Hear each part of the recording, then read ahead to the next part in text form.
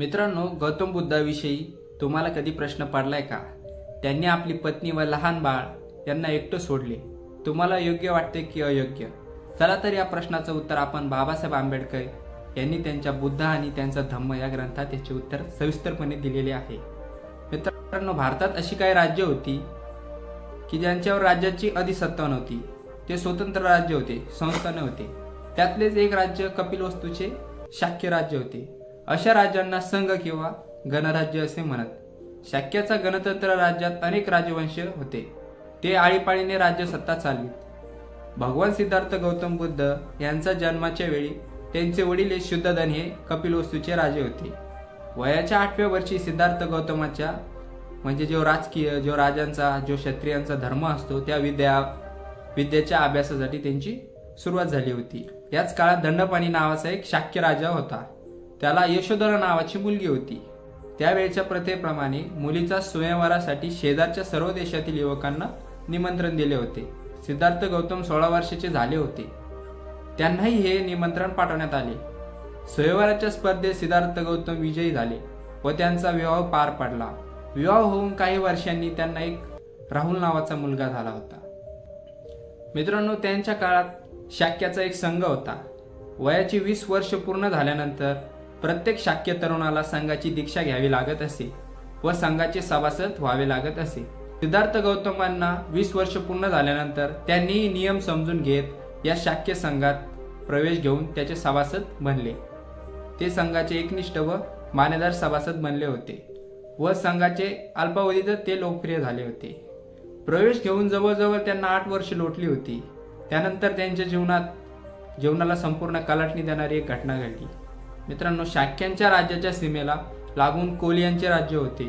रोहिणी नदीमुळे ही दोन्ही राज्ये विभागली गेली होती. या नदीचे पाणी दोन्ही राज्ये आपापल्या शेताकरी वापरीत असे. पण प्रथम पाणी कोणी घ्यावे व किती पाणी घ्यावे याबद्दल सुगीच्या हंगामात या दोन्ही राज्यामध्ये नेहमी वाद निर्माण होत असे. या वादाचा परिणाम असा होत असे की भांडण होत असे, कधी कधी मारामारी होत असे. यामुळे दोन्ही संघटनांना, दोन्ही राज्यांना खूप मोठ्या प्रमाणात नुकसान होत असे. गौतम बुद्धाच्या वयाच्या 28व्या वर्षी दोन्ही राज्यात मोठा संघर्ष निर्माण झाला होता. दोन्ही बाजूंनी लोकांना प्रचंड नुकसान आणि दुखापत झाली होती. हा प्रश्न आता युद्धानेच कायमचा निकाली काढावा असे शाक्याचा सेनापती याला वाटू लागले व युद्धाच्या निर्णयासाठी त्यांनी सभा बोलवली.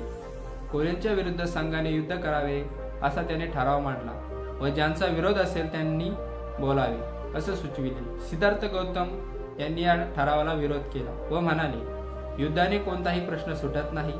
युद्ध करून आपला हेतू सफल होणार नाही. त्यामुळे दुसऱ्या युद्धाची बीजे रोवली जातील. यावर बराच वेळ चर्चा झाली आणि उत्तर प्रत्युत्तरे झाली. तर अस्वस्थ होऊन संघाच्या सेनापतीने प्रस्ताव मांडला की सिद्धार्थ गौतमाचा माझ्या युद्धाच्या प्रस्तावाला विरोध आहे. या संबंधित संघाचे काय म्हणणे आहे याची खात्री करून घेऊ. सेनापतीचा प्रस्ताव बहुमताने घोषित करण्यात आला. मित्रांनो, दुसऱ्या दिवशी युद्धासाठी सैन्याची उभारणी करण्यासाठी दुसरी सभा बोलावली. सिद्धार्थ गौतमांनी पाहिले आपल्याला पाठिंबा देणारे आज गप्प मौन धारण करून बसले आहेत. पण यावेळी सुद्धा सिद्धार्थ गौतमांनी विरोध दर्शवला. सिद्धार्थ गौतमाला उत्तर देताना सेनापती म्हटले, बहुमताने घेतलेल्या निर्णयाचे तू पालन करायला हवे. संघाची आज्ञा मोडणाऱ्याला कडक शासन करण्यासाठी संघाकडे अनेक मार्ग आहेत. संघ तुझ्या कुटुंबावर सामाजिक बहिष्कार टाकू शकेल, तुझ्या कुटुंबाची जमीन जप्त करू शकेल. कोलियांशी युद्ध करण्याच्या योजनेला विरोध करीत राहिल्यामुळे आपल्याला याचे दुष्परिणाम भोगावे लागतील याची जाणीव सिद्धार्थ गौतमांना झाली होती. पण तरीही त्यांचा पुढे 3 पर्याय उभे राहिले. पहिला पर्याय होता सैन्यात दाखल होऊन युद्धात सहभागी होणे. दुसरा पर्याय देहांत शासनाला म्हणजे देशत्यागाला संमती देणे. तिसरा पर्याय आपल्या कुटुंबावर सामाजिक बहिष्कार अंगावर घेऊन मालमत्ता जप्त होऊ देण्यास तयार होणे. या स्थितीत पहिला आणि तिसरा पर्याय असह्य होता. म्हणून त्यांनी दुसरा निर्णय घेण्याचे योग्य ठरवले. परंतु सेनापती सिद्धार्थ गौतमांना म्हणाला, जरी देशत्यागाची शिक्षा स्वेच्छेने तयार झालास तरी ही गोष्ट कौशलधिपतीस समजणार व तो या निष्कर्ष काढेल की ही शिक्षा संघाने दिली आहे आणि तो यासाठी संघाला जाब विचारेल. यावर सिद्धार्थ गौतमांनी परिवर्जा म्हणजे संन्यासाचा मार्ग सुचवला. हा मार्ग स्वीकारणे म्हणजेच एक प्रकारचे देशत्यागच आहे हे सेनापतीला पटवून दिले व सेनापतीने ते मान्य केले। अशा प्रकारे परिवर्जा म्हणजेच संन्यासाचा मार्ग स्वीकारून भगवान गौतम बुद्ध यांनी आपली पत्नी, मुलगा, आई वडील व कपिलवस्तू सोडून जाण्याचा निर्णय घेतला। घरी येऊन सर्वांच्या प्रश्नाची समाधानपूर्वक उत्तरे दिली।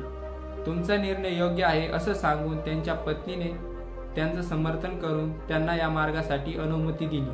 आई वडील व पत्नीची अनुमती घेऊन सिद्धार्थ गौतम कपिलवस्तू सोडून निघून गेले। मित्रांनो, या गोष्टीचा असा परिणाम झाला की कोलियांशी युद्ध पुकारण्याविरुद्ध अनेक जण उभे राहिले व शाक्य संघाला पुन्हा सभा बोलावी लागली व शांततेच्या मार्गाने निवडून युद्ध टळले। या प्रसंगावरून असे लक्षात येते मित्रांनो की त्यांचा निर्णय कुटुंबाच्या, समाजाच्या, कोलियांच्या तसेच सर्वांच्या हिताचा होता। ते मोठ्या उदात्त हेतूने राजवाड्याबाहेर पडले। हा ग्रहत्याग म्हणजे कौटुंबिक जबाबदारी झटकून संन्याश्रमाचा स्वीकार नव्हता, तर मानवी समूहाचे दुःख नष्ट करून त्यांना आनंद देण्यासाठी कारणांची मीमांसा आणि त्यावरील उपाययोजना यासाठी होता। त्यांनी केलेला त्याग आमूलाग्र क्रांतीसाठी होता।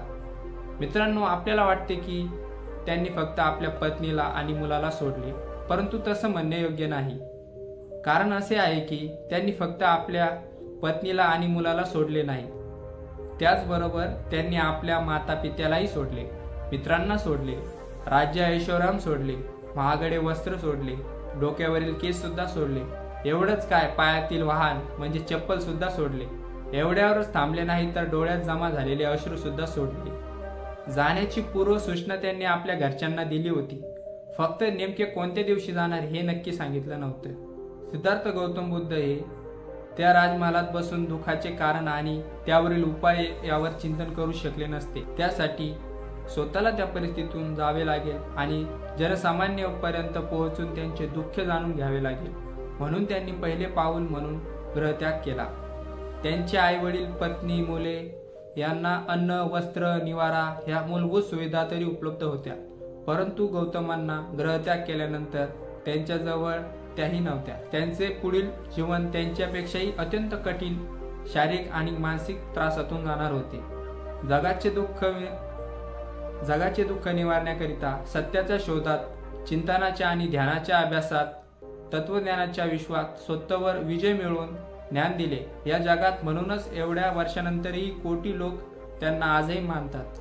मित्रांनो, पुढे बुद्ध प्राप्तीनंतर त्यांनी त्यांच्या मुलाला आणि पत्नीलाही धम्माची दीक्षा दिली। मित्रांनो, असे होते महान महाकारुणी तथागत गौतम बुद्ध। धन्यवाद।